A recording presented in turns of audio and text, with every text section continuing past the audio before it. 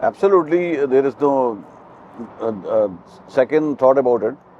I love to be in BC, love to be a part of the community called British Columbia, rather beautiful British Columbia. We are really blessed to be part of this world. But I'm really concerned with the way things are changing over the years. We don't get enough rain, we don't get enough snow, which are not good signs for the coming generation.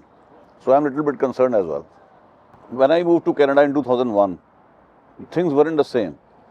We used to get a lot of rain. I still remember our son used to go to the school, and on every first week of September, when we used to take him to school to drop him off, we used to see a lot of rain all the time. And within 5 6 years, the things have changed now. We don't get enough rain in the first week of September. Even October is warmer. It wasn't like this before. So Halloween is not the same. You know, people have to realize it's something we should actually worry about. As Greta Thunberg says, our house is on fire.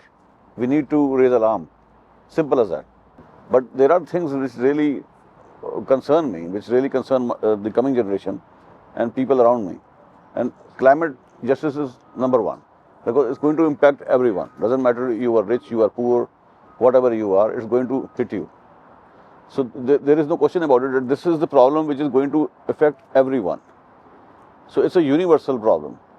And other problems can become the byproduct of this huge issue of climate change. For example, because of climate change, we are seeing how the glaciers are melting rapidly.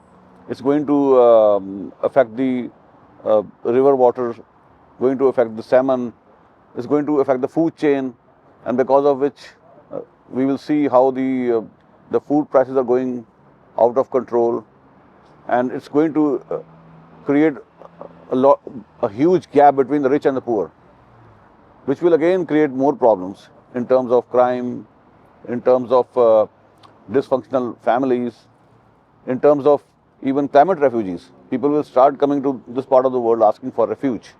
You can't deny that. It's coming. It's going to happen. So, and the way this is happening is also going to affect the geographical boundaries of number of countries, and creating situation like which are like wars, like bloody conflicts. And then there are people out there who are trying to scapegoat anyone for these problems rather than addressing them. People like Donald Trump or whoever, they are there out there try to take advantage of the crisis. Today I read in a quote from Churchill in one of the columns published in Vancouver Sun. He said at one point of time, we should take advantage of good crisis. If there is a good crisis, we should take advantage of it. So, and Naomi Klein, a famous Canadian author, she draws our attention to this particular problem in her famous book, The Shock Doctrine, how the big powers, politicians, they try to take advantage of the crisis. So that's also part of the story. If this continues to happen, it's going to give some kind of oxygen to all the right-wing politicians, xenophobic politicians, to scapegoat someone and put the blame on them rather than addressing the issue with honesty and integrity. Yeah, because Lisa Ray's struggle was mainly as a cancer survivor, which is a huge part of her story. But there are other shades of her legacy which cannot be overlooked. Right now, especially in India, people are dealing with this huge problem of Hindu right wing under Narendra Modi. And Lisa Ray also became victim of that, partly because he worked for the film called Water, whose screening was stopped by the Hindu right-wing goons long time back. Modi wasn't on the scene at that time. He wasn't in power at that time. He wasn't the Prime Minister of India. But the threat was real. So they stopped the screening of the film, and they had to shift the whole operation to Sri Lanka to get the film done. This is also mentioned in the story. So I would say Lisa Ray, in a way, had challenged this threat long before, when Modi was not even on the scene and he wasn't still the Prime Minister. So long time back, she could see, or her colleagues could see, that what the real threats are before India right now, how the diversity of India is under threat, you know. So that part of her legacy is also very important. So I was aware of this story, but reading through about it through her memoir, I mean, from horse's mouth, it means something. It gives you a different kind of perspective, different kind of feel. We need to challenge the status quo. We cannot let things go just like that. It's very difficult to be a bystander. I give you one example. I mean, if I look back into my own journey as a journalist, when did the idea of becoming a journalist came to my mind? That's very important. I rarely share that kind of story because I rarely get a chance to talk about those issues. I was a 14-year-old in Amritsar when the Golden Temple was invaded by the Indian Army. So I was a 14-year-old guy, and it deeply affected me. At that time, what I was seeing, that the pro-Indian media was selling one-sided stories based on the state-run propaganda. And I used to think, what the hell is going on? I used to imagine, if I were a journalist, would it be like this? I used to read papers a lot. I mean, this was a very important moment in my life, and it really affected me, and it turned me into a political animal, I would say. And rather, because my father was working with Indian Oil Corporation, which is a public enterprise, and his was a transferable job. So he has been posted to different parts of India during his service.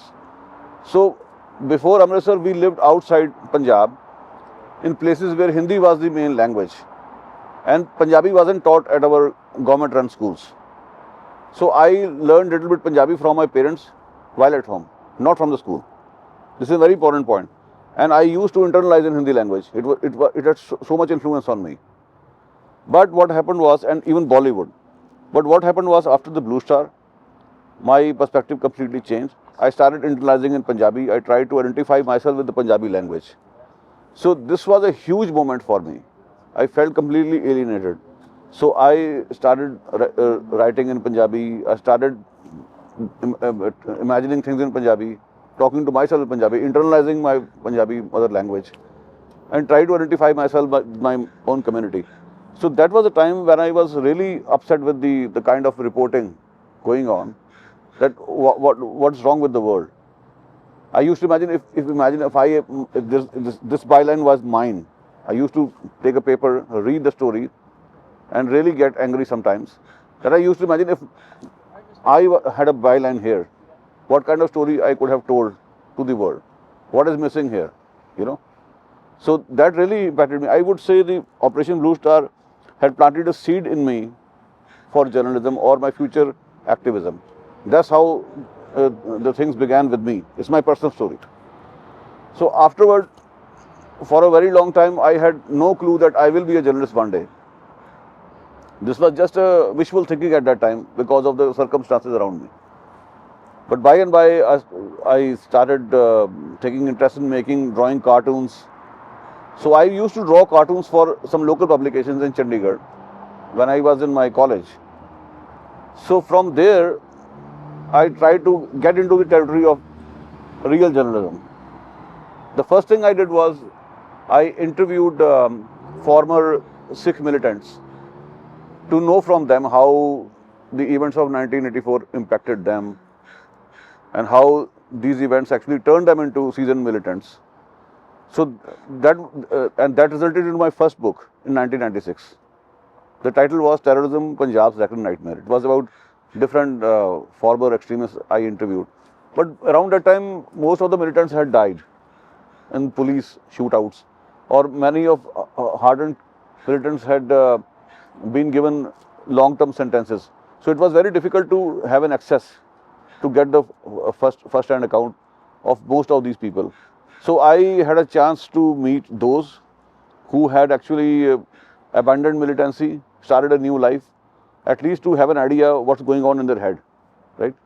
So I can tell you how 1984 actually had a huge impact on the Sikh youth and why they turned into militants. So that was my first serious attempt as a journalist, I would say, going out into the field and meeting these people and actually trying to fulfill my dream that was planted in me after a time of 1984. That's the least I can say. But after that, my father, who wanted me to do commerce, he actually forced me to sign up for the bachelor's degree in commerce, and he could see that I have no interest. Then he realized his mistake and he said, you know what, you should leave commerce.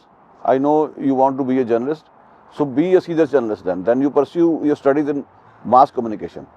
So then he changed his mind, and thankfully I got an admission in Punjab University with mass communication department.